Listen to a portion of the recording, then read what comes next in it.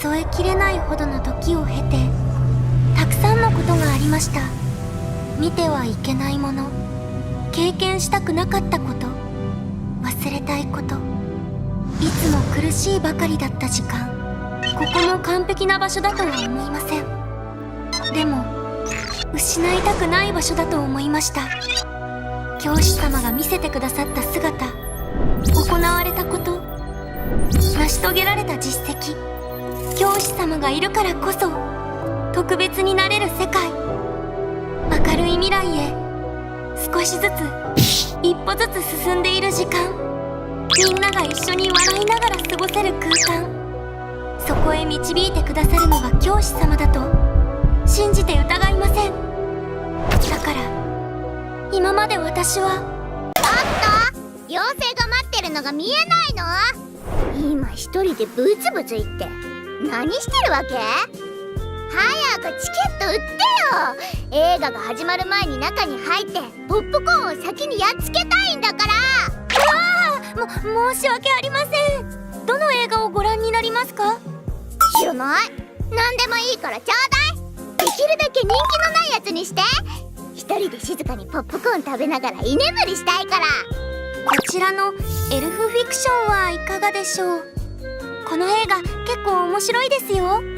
まあさっさとちょうだい。入り口から入って右側の2番館です。もう一度。深呼吸して。今まで私は後ろで全てを見守っているだけでしたが、私が本当にこの時間と空間を守りたいのならじっとしていてはいけないと気づきました。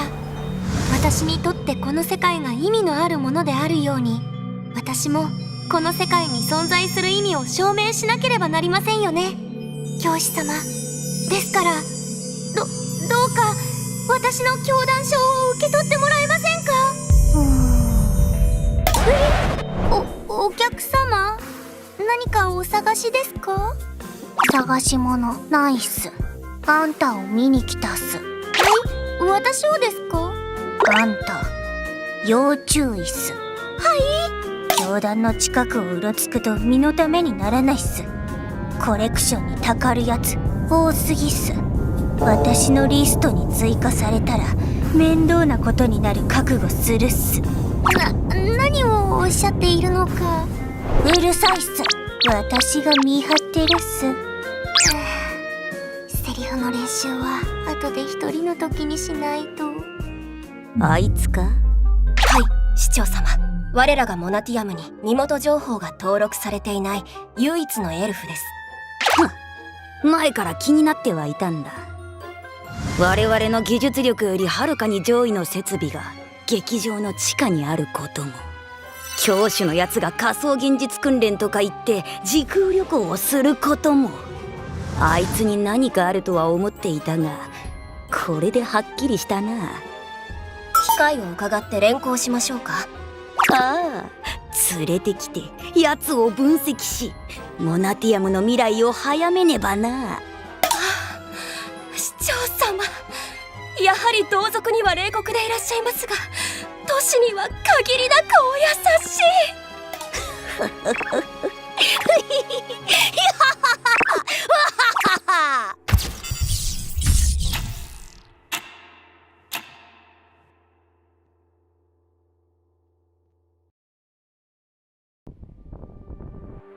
私はたくさんの時間を見てきました。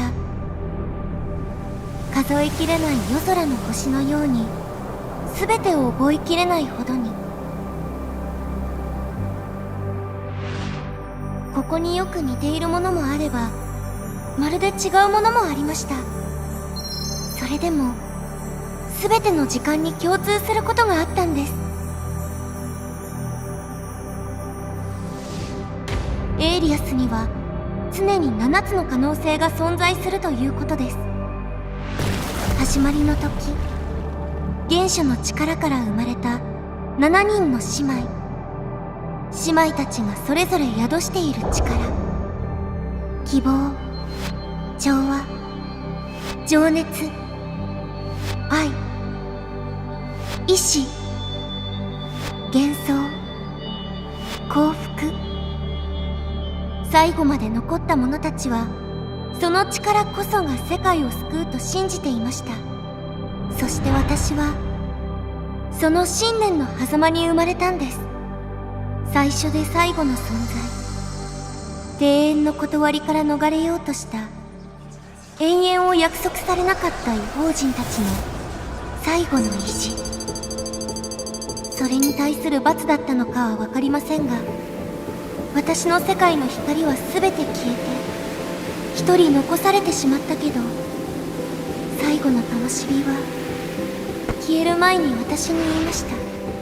ここを離れて別の世界を探しなさいと。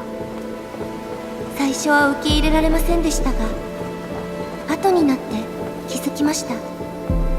異邦人たちは自分たちのことを理解できていなかったのです。自分たちの力を見過ごしていたのです。8番目の力、私を完成させるための最後のピース。それは崇高な力でも強大な力でもありませんでした。平凡なものだけが持つことのできる何よりも尊いもの。未来のためなら世界にさえ逆らえる。前へと進む勇気。これまでのように世界と関わることをためらっていましたが、でももう違います。今は確信があります。この世界は永遠に続くという確信が。私のすべてをお見せします。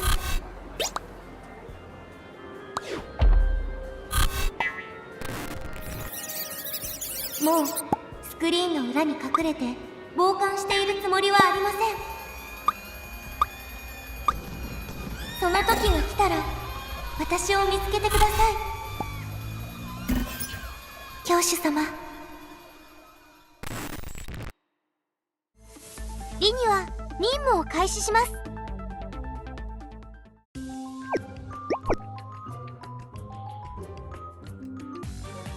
音声記録、教主様がいる時空間、滞在1日目、時空間の歪み発生、そして当日中に解決。今回の時空間は他のどこよりも安定している。エイリアス先住民の団結力、処理の速さ、最も希望が大きく未来が明るい場所。もしかしたら私が永遠に根を下ろせる時空間を見つけたのかもしれない。あの中に私が混ざってもいいのだろうか。私の存在だけでもこの世界に悪影響を及ぼしているかもしれないのに。リニュア。はい。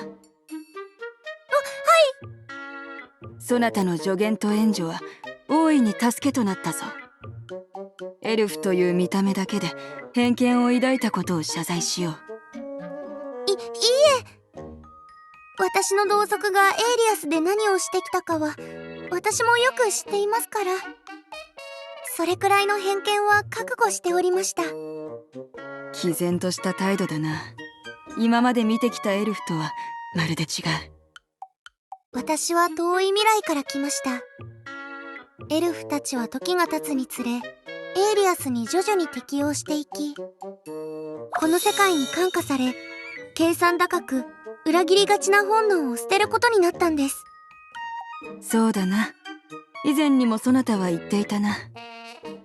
エルフの市長エレナが正義感の強い性格だと。今こうして口にしていてもエレナと正義という言葉がどうも結びつかんな。エルフたちにもう少しだけ機会を与えて見守ってください。生まれつきの本能や性格がどうなのかは重要ではありません。彼女たちがこの世界に適応する意志があるかどうかが大事なんです。互いに背を向け壁を作ったりしなければ、機械という小さな扉さえ開けておけば、いつか彼女たちがその進化を示す時が来るはずです。わかった。そなたの言葉には賢明さがにじみ出ているな。これまで多くの経験をし、苦難を乗り越えてきたのだろう。悩みも多いのではないか。すべてのエイリアスの住民とフロンティアの真実を共有することはできぬからな。そなたの秘密は守らねばならないが、まあわらわは知ってるわけだしな。もし話し相手が必要ならば魔女の王国を訪れるがよい。もちろん魔女の王国まで来るのが大変なら、もっと近い教団を訪ねるのもよかろう。教主様のことですね。そうだ、フロンティアの真実を共有しているもう一人の存在。あの者はわらわたちの世界にやってきた鬼人だ。自分とは何の関わりもない世界を助けている聖人のようなものだ。わらわの妹がいつもべったりと懐き、司祭長も大いに期待している教団の主だ。わらわも教師の導きがあるのなら何でもできる気がするほどだ。はい、私もそう思います。教主様、世界樹がエイリアスに呼び寄せた存在、人間。私は人間とは直接関わったことはないけど、時として無慈悲なほど残忍になれる存在だとよく聞いてきた。個体によっては温かい一面もあるとも聞いたけど、世界樹はどんな意図で人間を呼び寄せたんだろう。はい、教主様。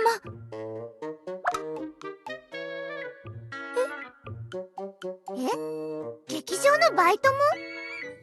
まあ、私のケーキさえ取って食べなきゃ歓迎よ。何を助けたってのよ。ただ劇場で傘建設とかいうのを試す場所を貸してくれただけでしょ。ま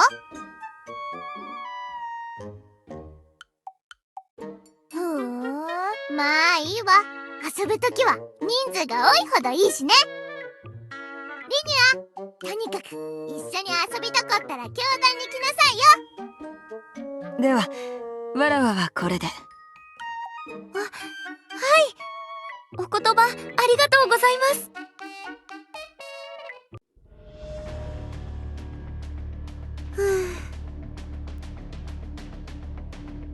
いつも一人だったここがこんなに賑わうなんて思わなかったな。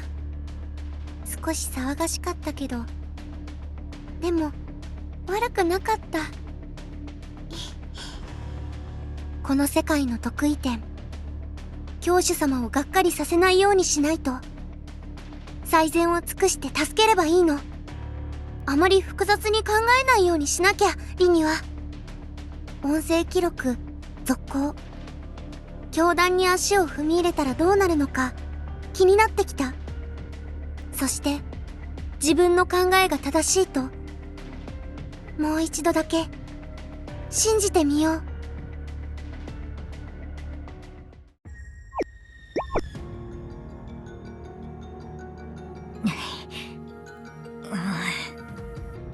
リには起きてくれ。頼む。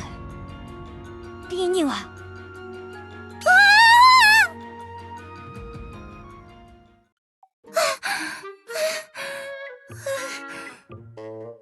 エレナ様。ちょっとリニュア、チケット売り場で居眠りしてどういうつもり？後ろに列ができてるのが見えないの？申し訳ありまだいたいこの私がね、女王だというのになんで公共のルールとか守らなきゃいけないわけ？女王なんだからこういうの普通ならフリーパスでしょ。この私がわざわざ並んで待ってあげてるのに、なんであなたの居眠りまで叩き起こしてあげなきゃいけないの？実は女王様はそのままお入りになられてもいいんですよ。女王様が許可を出して建てられた劇場ですから。本当？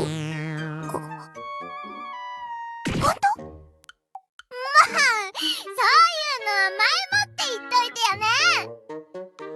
チケット買うのに30分も待ったじゃない。ところで、今日はどうしてベーカリーじゃなくて劇場に来られたんですか？いつもは劇場の前を素通りするだけでしたよね。それはこっちの事情でしょ。聞かないでよ。女王のプライベートを根掘り葉掘り聞かないでってば。はい、気が進まないようでしたらお話いただかなくても結構ですよ。女王様ですから。そうよね。女王様だから好き勝手していいよね。ある程度はですが。ありがとう。私にそんな風に言ってくれるの、本当に指で数えるほどしかいないの。それじゃさっきこっそりもらってきたパンを隠れて楽しもうよ。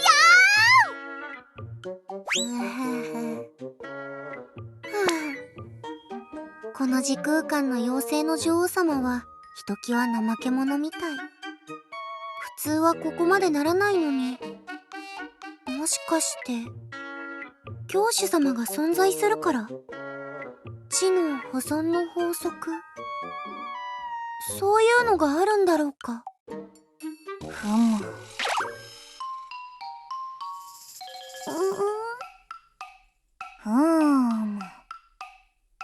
どうかなさいましたか？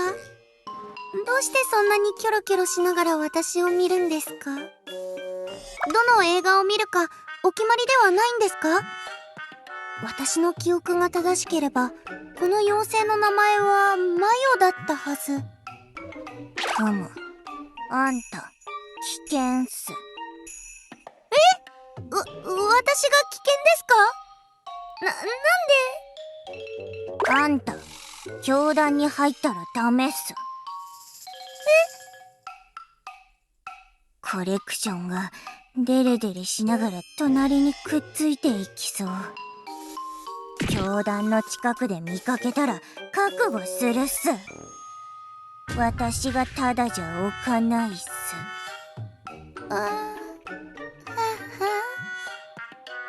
こういう時なんて返せばいいのかな。チケットは何にいたしま？みないっす。コレクションとの日常は全部覚えてるっす。私の頭の中にシューシューはい。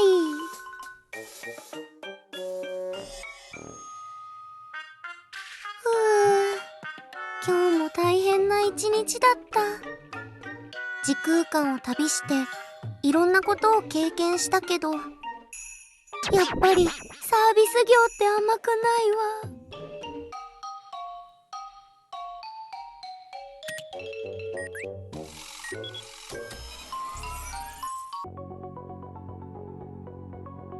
19631123。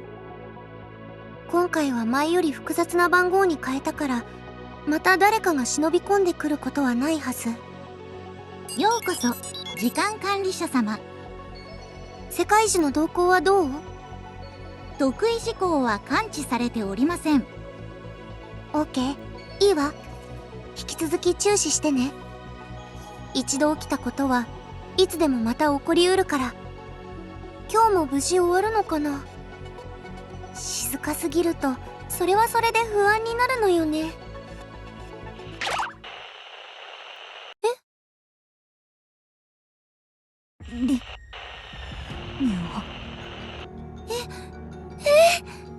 どうして急にこの映像が再生されているの？起きてくれ。頼む。リニュア、君が最後の希望なんだ。こんな風に眠り続けてちゃダメだ。ここはどこ？私は誰？目が覚めたのか、リニュア。成功だ、ヒルデ。あなたは誰ですか？私はエレナ。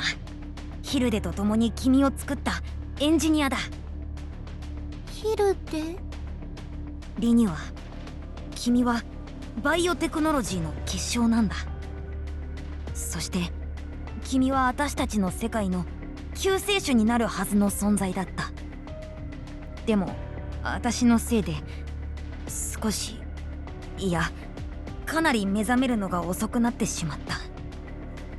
私が慎重すぎたんだ。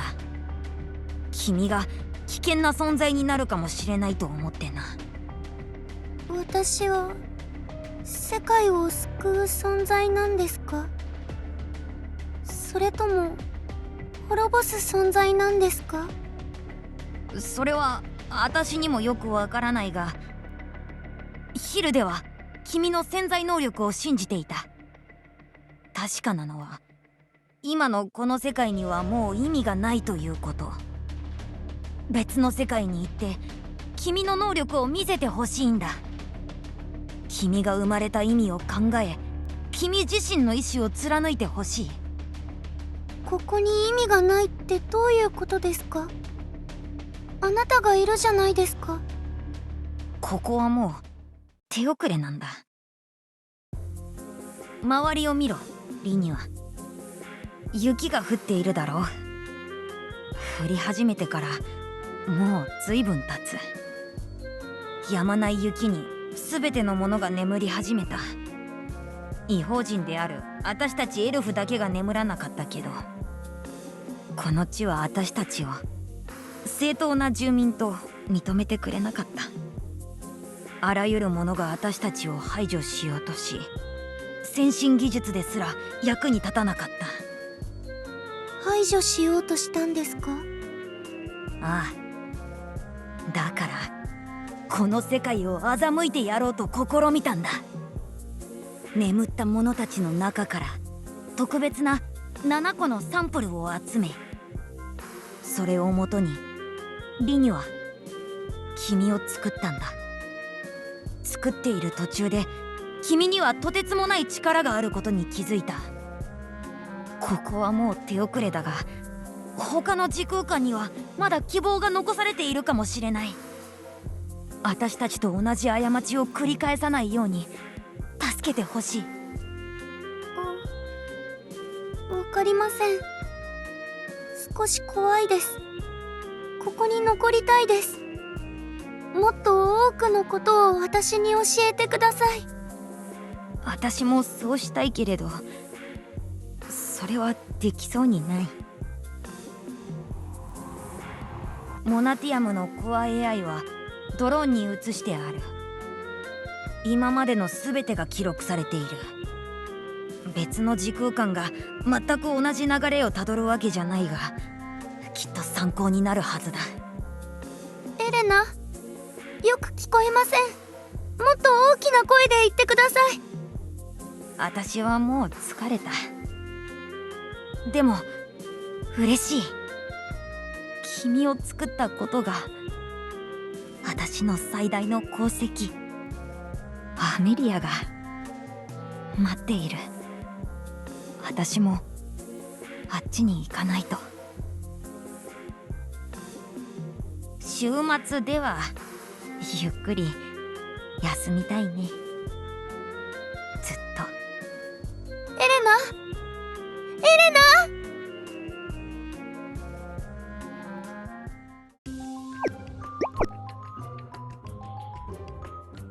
久しぶりに見たこの映像。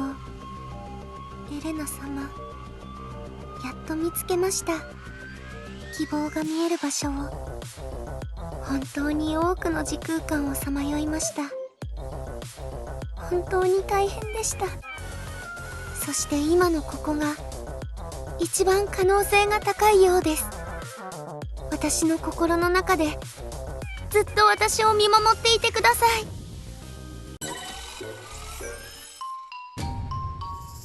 ああ、見守ってるから心配するなって。他の世界の市長様は実に惰弱ですね。やはり私の世界の市長様に勝る方はいないようです。どうやってここに？モナティアムのコア AI を制御するくらいどうってことない。なぜなら作ったのは私だからな。パスワードも同じだったぞ。私の市民証明書の裏番号さ。リニは、私たちは相次ぐ事件からあなたの存在を察知し後をつけていました。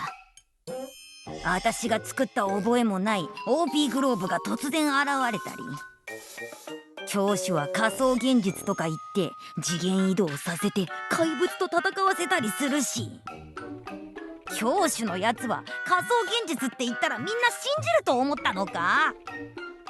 VR 技術はな、実際に見たらそんなにリアルじゃないんだよ。あんなのみんな古代広告なんだからな。その通りです。メタバースは市長様の少女のような無垢な心を粉々に打ち砕きました。あんなの珍しがって騙されるのは妖精みたいな原始人だけで、私らエルフには通用しないからな。やはりエルフたちまで騙すのは無理だったか。教主様の顔を立てて適当に騙されたふりをしただけです。いずれにせよ今は私たちの同盟相手ですから、権力基盤を揺るがすような指摘はできませんでしたし。私が出しゃばりすぎたの？警察だった。疑いは以前から持っていました。私たちの情報力を侮らないでください。モナティアムに登録されていないエルフはその存在自体がおかしいですから。市民証明書のないエルフなどこの世に存在してはならないのです。ああ、心配するなって。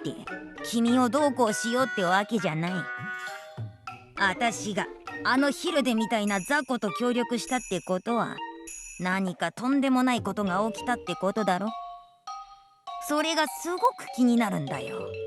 すごく面白そうだしな。何が起きるかは君のドローンに全部記録されてるんだろ。ダメです。未来をむやみに覗き見たら何が起こるか分かりません。まあそう来ると思ったよ。あまりにもテンプレじゃないか。それと未来も気になるが君にも興味があるんだよね。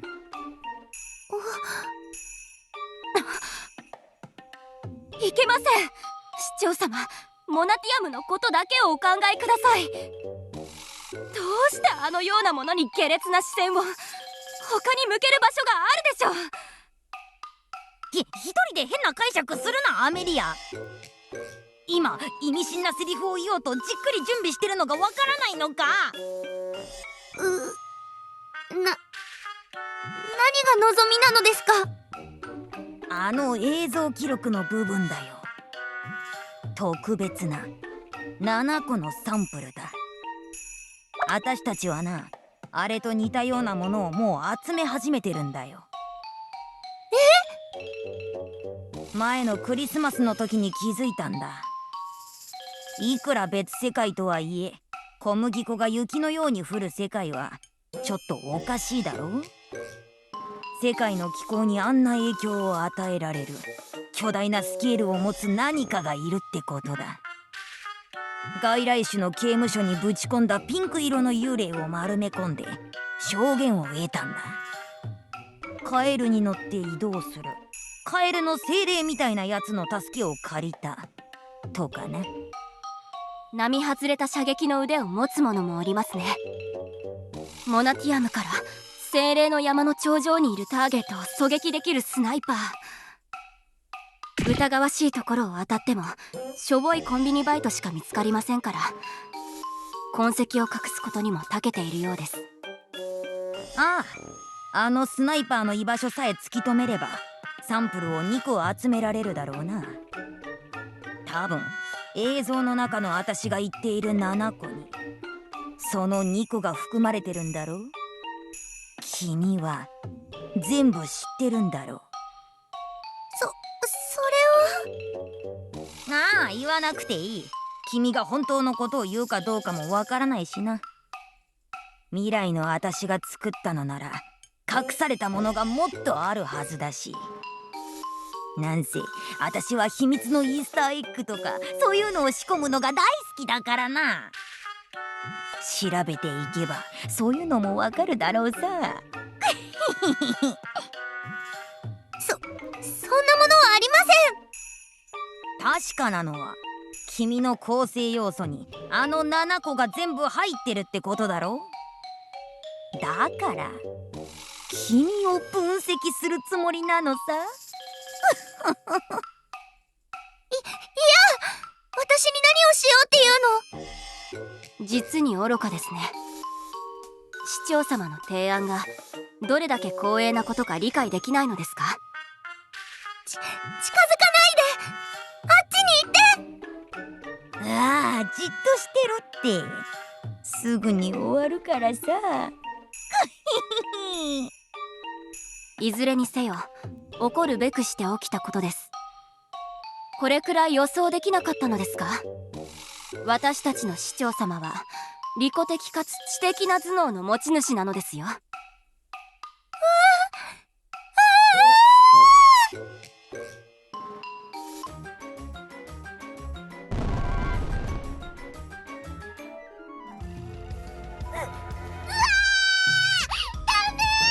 私の王国がまた爆発した。何回燃えれば気が済むのよ。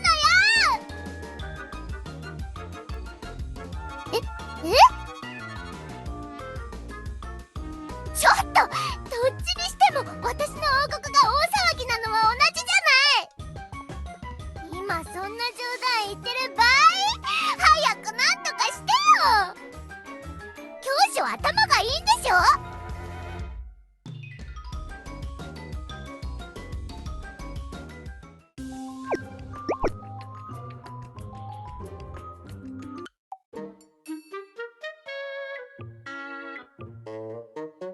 地下で何かあったのかな。もしかしてお姉様の王国で何か。私じゃありません。私じゃないですよ。私のせいじゃありません。私の爆弾倉庫だってあんなに離れてるんですよ。誰もあなたを疑ってないけど。そうですか。それならちょうどよかったです。では改めて説明しますね。あまりにもあちこちで爆発するから似たようなことが起きたらすぐ現場に来て言い訳するのが癖になってしまいました。よし、教師様もいるし今回は疑われないぞ。じゃあ私のせいじゃないなら。私を見るのよ。私さっきここに着いたばっかりじゃない。そうですか。じゃあもうミステリーって言ってもいいですね。あれ？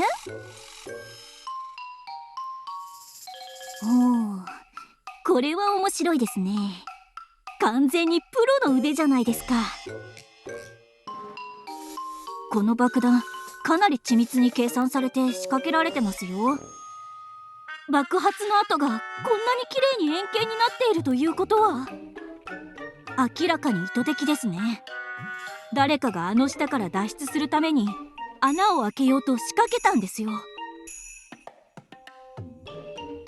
ろんです。爆弾商売は一度や二度じゃありませんから。ちょっとよく考えてみたら爆発してるのは全部あなたが撃った爆弾じゃない？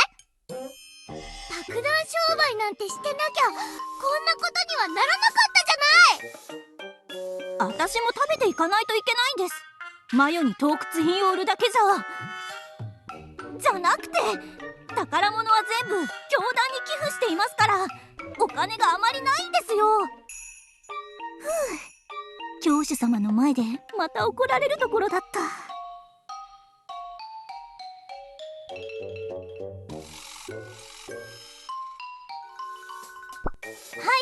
い、いましたよ。劇場のバイトの子が急に必要だと言って一箱買ったんです。劇場のバイトってリニュア？あいつがやっぱ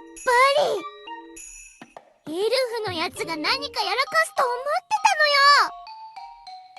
のよ。それなりに私を女王様扱いしてくれてたのに、あれ、嘘だったの？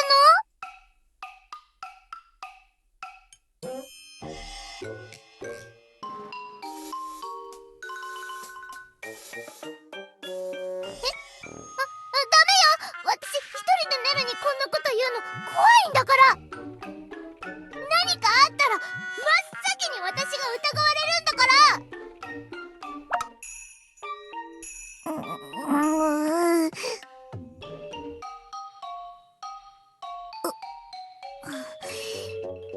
わかった。うまく話してみる。教師ができるって言うなら私にだってできるはず。教主様、本当に言っちゃいましたね。女王様、大丈夫ですか？司祭長様、まず疑ってかかると思いますけど。私にもわからないわよ。怒ったネルの顔を想像するだけで心臓がバクバクするんだから。じゃあ私が隣で手伝いましょうか？ほんと？じゃあ、あなたが爆発させたってことにすればいいのね。そんなのありですか？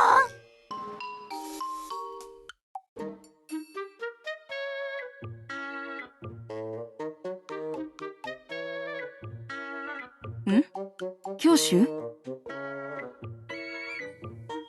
リニュアがわらわにサマートフォンなるものをくれてな。緊急時に連絡すると言っていて、先ほどから警報音のようなものが鳴っていたからな。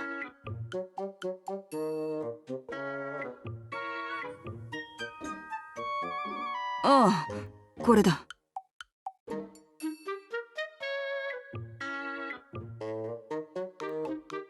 電話？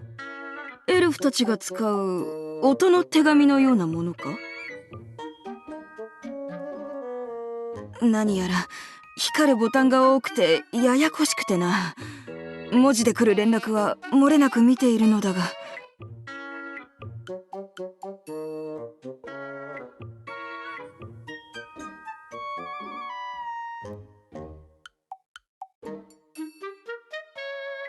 妹は理解が少し遅いだけだ。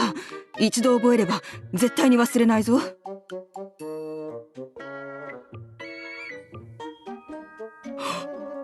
手が速くて見えなかった。どうやったのだ？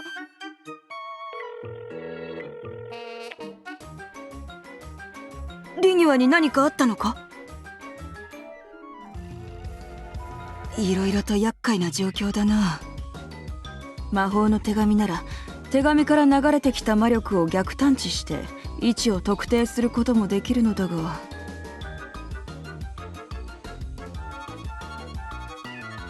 サマートフォンだ。ちゃんと発音してくれ。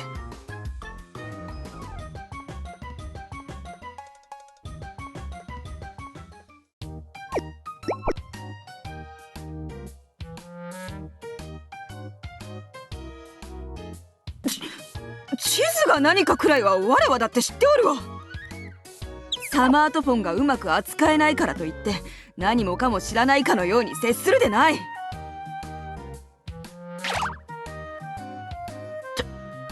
ちゃんと見ていなかったからだ。工務を処理する時も時々途中でざっと飛ばすことがあるように集中力が少し落ちる時があるのだ。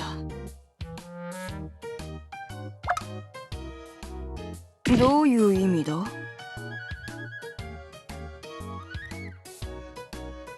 モナティアムだな。ただの当てずっぽうだ。モで始まっていつも騒ぎが絶えない地域といえば正直分かりきっているではないか。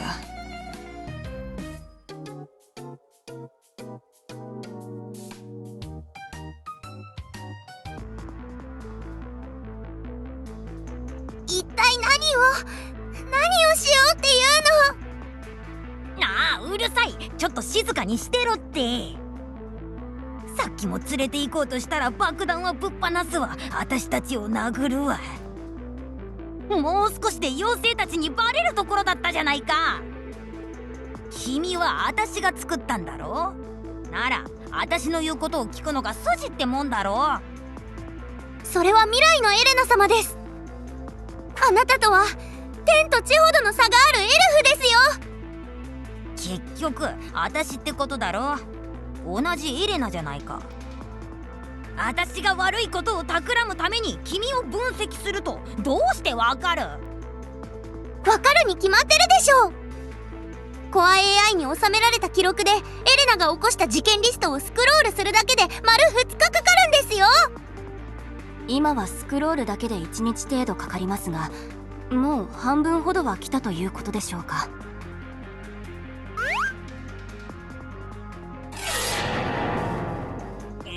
もういい。さっさと終わらせるぞ。すぐに終わるからあいつが動かないようにしっかり押さえてろ、アメリア。かしこまりました、市長様。やめて、離して。おお、いいぞ。そのままじーっとしてろよ。やめて。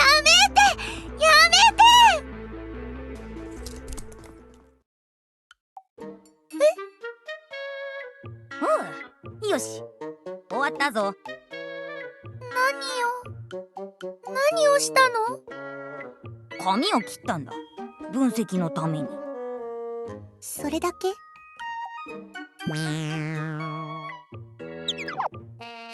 なぜ驚くのですか？何をされると思ったのですか？エレナ様が無慈悲な生体実験でもすると思ったのですか？うん。呆れますね。エレナ様はバイオ関係が壊滅的にダメな純然たるエンジニアです。母星にいた頃、カエルの解剖実験で緊張のあまり気絶しそうになったという記録もあります。おい、どうして君がそれを知ってるんだ？それじゃあ私を分析するっていうのは髪の毛を分析するってことだったんですか？当たり前じゃないか。じゃあどうして私をここに連れ込んだんですか？髪の毛だけ切ればよかったじゃないですか。髪の毛がまた必要になるかもしれないだろう。実験中に実験器具が爆発したらまた切らないといけないんだぞ。ここでしばらく過ごしながら髪の毛を提供し続けるんだな。それって安心するべきなのか。ちょっと待って。未来のエレナ様がサンプルを手に入れたのは世界に雪が降り始めてから。今はまだ早い。もう時間軸が歪み始めているはず。恐ろしいことが起きるかもしれない。何を考えてるか全部わかってるぞ。大学院生時代の純粋な疑問を抱いた私の顔を見ているようだ。後で起こることがあまりにも早く起こっていると考えているんだろう。それはもう関係ない話なんだよ。それってどういう意味ですか？君はもうここにいるじゃないか。もし時間軸が歪むなら君がここに到着した時点で歪み始めてなきゃおかしい。君が来てからの行動だけが問題になるというその考え方はあまりにも都合が良すぎないか？タイムトラベルのルールだとか過去の自分に会うと大変なことになるとかそんなのは映画や漫画を面白くするために作り出した設定だよ。もし本当に事故が起きるなら、君がタイムトラベルを始めた瞬間に出発した世界と到着した世界の双方で起きなきゃいけない。君が離れた世界ではいるはずの存在がいなくなったし、君が到着した世界ではいないはずの存在が現れたからな。宇宙の原理はそんなに甘くない。君が今までタイムトラベルを続けてこられたっていう事実だけで何をしようが問題ないって証明されたってことさ。そうなのかな。確かにいつも心配ばかりしていたけど、実際に私のせいで事故が起きたことはなかった気がする。だから安心しろって。君はこの世界にいてもいいやつなんだ。エレナ様、気のせいかな。今のエレナ様、私が知っているエレナ様の姿とダブって見える。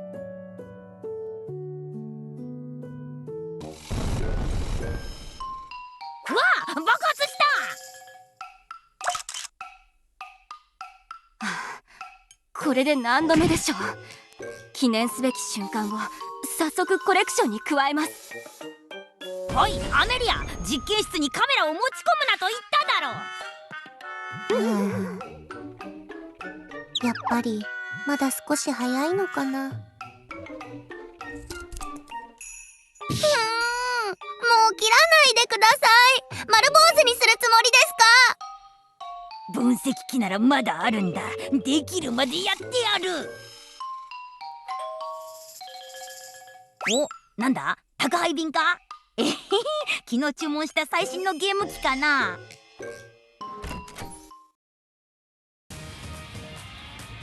うわ、教師、どうやってここに来たんだ？リニュアはどこだ、エルフの市長。つまらん真似をしたら魔法で実験室ごと吹き飛ばしてやるぞ。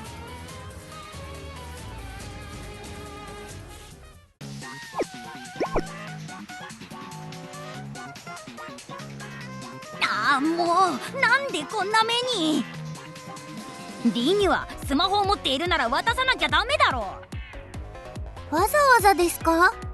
無理やり連れ去っておきながら所持品検査もしなかったそちらの落ち度では？どういうことだアメリア。私の不覚です。市長様のご活躍に気を取られ、緻密なエルフ的思考ができませんでした。リニュア、大丈夫か？どこか怪我はないか？はい、思った通りこちらのエレナ様は過激ではありませんでした。口出しするな人間。おかしいですね。教主様はなぜそんなに冷静なのですか？魔女の女王のように憤慨したり焦ったりする気配がありません。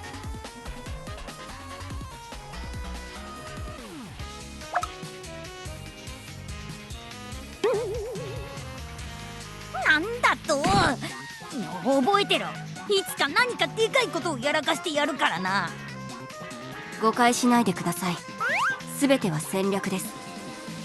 こうして失敗ばかり見せて油断させようという市長様の高度な戦略なのです。あと500回ほど失敗すれば教師様はモナティアムに関する事件や事故は気にもしなくなるでしょう。その時こそ私たちが本気を出せばよいのです。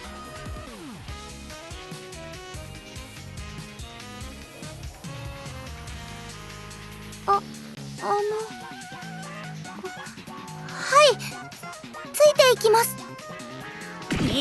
保健所から子犬を引き取るみたいに連れて行くな。大したものだな教授。どうしてそんなに冷静に行動できるのだ。今日もいろいろと学ばせてもらったぞ。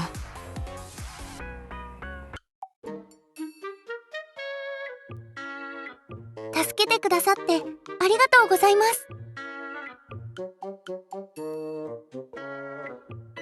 それは違うぞ教主。そなたがあの場にいたからこそ可能だったのだ。エレナは表面上はきつい言い方をするが、そなたの前ではタジタジになるみたいだからな。いつもお世話になってばかりですね。フロンティアの事件が起きるといつも真っ先に駆けつけてくださるし、バカみたいに連れ去られた時もこうして助けてくださって、すみません。とにかく私決めました。エレナ様の話を聞いて気づきました。無理に私が受け身になる必要はないのかもと。私があまり出しゃばると世界に危険が生じるかもしれないと心配していましたが、必ずしもそうではないと思えてきたんです。私この世界を守りたいんです。教師様と共に。教団と親しくしていればエレナ様も私をどうこうできないでしょうし、そちらの方が安全だと思いますし、それにこれ以上一人で後ろの方から見ているのはもっと辛くなる気がしますので。いい考えだリニュア。世界の重荷を一人で背負うことほど愚かなことはないからな。優れた者には優れた仲間や部下が必要なのだ。フロンティア基地と教主様の部屋をつなぐ内線を設置してもいいですか？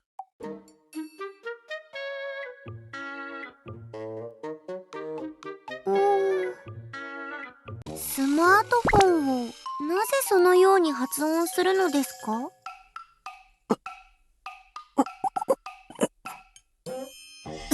そうだ、スマートフォンをなぜそのように発音するのだ？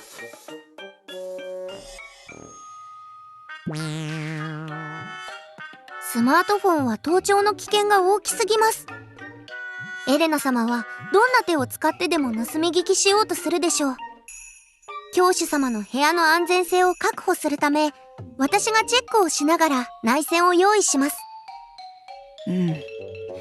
確かにエルフたちならそれくらいはするだろうな。教主様、必要な時はいつでも呼んでください。どんなに忙しくても何とかして駆けつけます。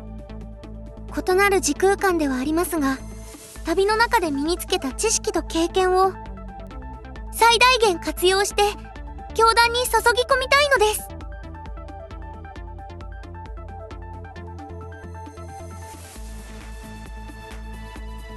大丈夫です。私、いつも自分の能力を消極的にしか使ってこなかったんです。でも、もうそんな必要はないですよね。それに、私見かけより強いんですよ。時空間を渡るときはほとんど逃げ回ってましたけど、なすすべもなく旅してきたわけではありません。エルフの技術力の結晶。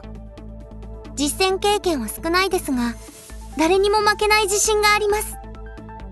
時間こそが私の武器ですから。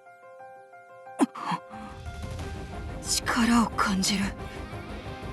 エルフの機械から感じる気配と魔力も一緒に感じる。このようなものは初めて見るぞ。未来のエレナ様がなぜ私にこの能力を与えてくださったのか、私の能力と意志を示してみろとおっしゃったのか、今ならわかります。守るべき時空間を探しに探し、終着点というべき場所にたどり着いたら、全力を尽くしてその場所を守れということだったのでしょう。今のエレナ様のおかげでそれに気づけましたから。結局同じエレナだという言葉もある程度は的を射ているみたいですね。どちらが本当の姿かは受け止める人次第でしょう。私がどう能力を使うのか、誰のために使うのかは常に自分自身で考えていますが、私が何者なのかを決めるのは結局私の前に立つ誰かですから。だから教主様に私を託したいのです。教主様の望む通りに私を導いてください。私は教主様を信じていますから、よろしくお願いします。ありがとうございます。私を受け入れてくださって。ではまず一つ、確実に決着をつけないといけないことがあります。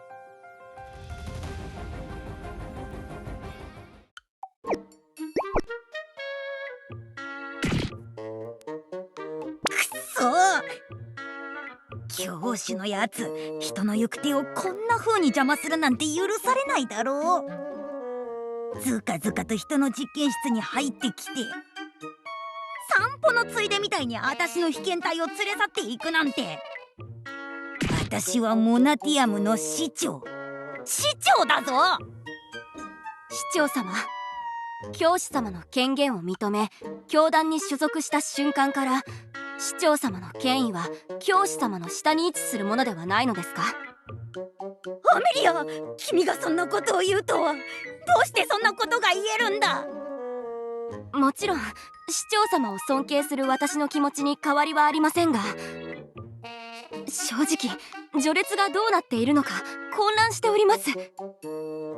教主が入ってきた時に止めなかったのもそれが理由か？はい。くっそー、まったくエルフどもは。おい、教主が上なのはあくまで表向きであって、実際は私が最上位に決まってるだろう。これから精神教育でもして少年を叩き直さないとな。明日モナティアム市民全員を運動場に集合させろ。了解しました。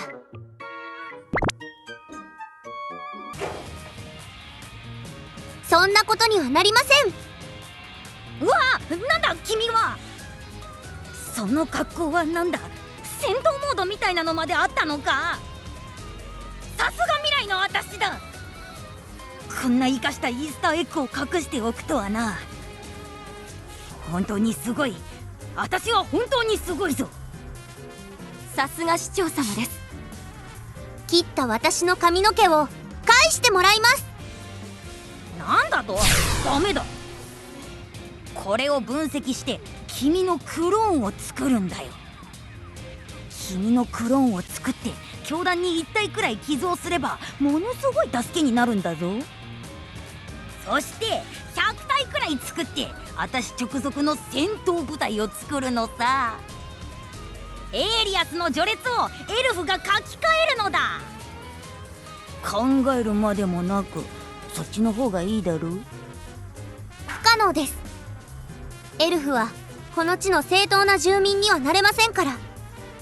他の種族と共存することによって明るい未来が保証されるのです。なんだその軟弱さは。本来世界は開拓して征服するものなんだよ。それがうまくいかないと気づいたからエイリアスに来たのではないですか？それは事前調査ができてなくて情報も不足していたから。分析完了。もうマ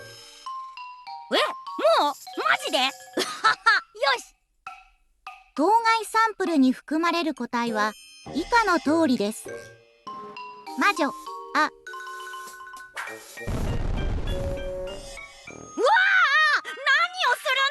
私の分析用パソコンが。情報自体はモナティアムのコア AI に全て転送されるんでしょ？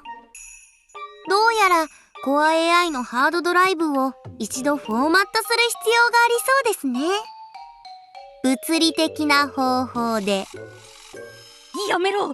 そこに入っている情報がどれだけあると。コア AI が壊れたら私らはみんな中世時代に戻ることになるんだぞ。いけません。キューティー級とエレナアルバムはクラウドに保存してあるのです。私の個人ハードドライブにバックアップする時間だけはください。崩れたものはいつかまた積み上げればいいのです。時間は私の武器でもありますが、みんなの武器でもありますから。適当にかっこいいこと言って暴挙をごまかそうとするなって。直ちにアカウントにアクセスしてバックアップ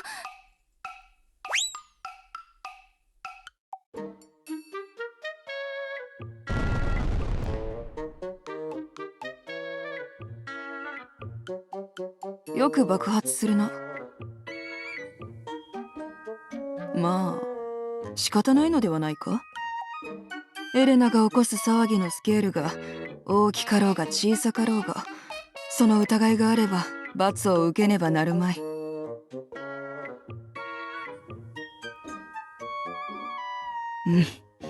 まあ好きにするがよい。ではここで別れよう。魔女の王国をあまりにも長く開けてしまった。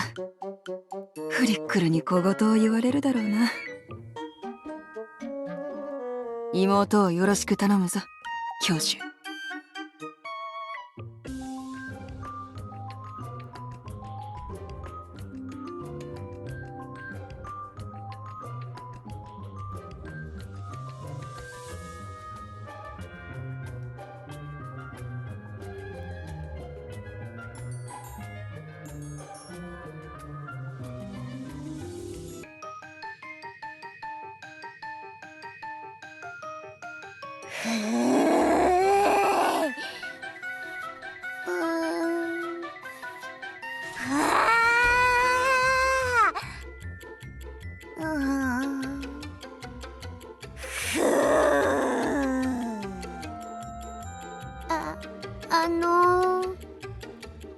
かなりお怒りですか？なんで私の忠告無視するっすか？え？覚悟が必要って言ったっすよね。なんで私のコレクションに近づくっすか？それは困ったことになったな。マヨさん、ずっとそこに立って睨み続けたら他のお客様がですね。ちょっとマヨ、そこどいてよ。後ろの列が見えないわけ？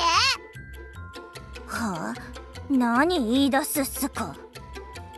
女王様、なんで並んでるっすか？前にフリーパスって聞いたっすよね。そうだったっけ？じゃあお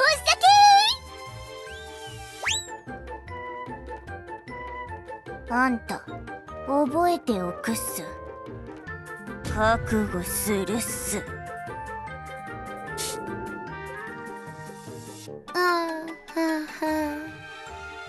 なんだかフロンティアで起こる事態よりあの妖精の方が怖くなってきたのは気のせいかな。まあこれが平和なら私も適応しないとね。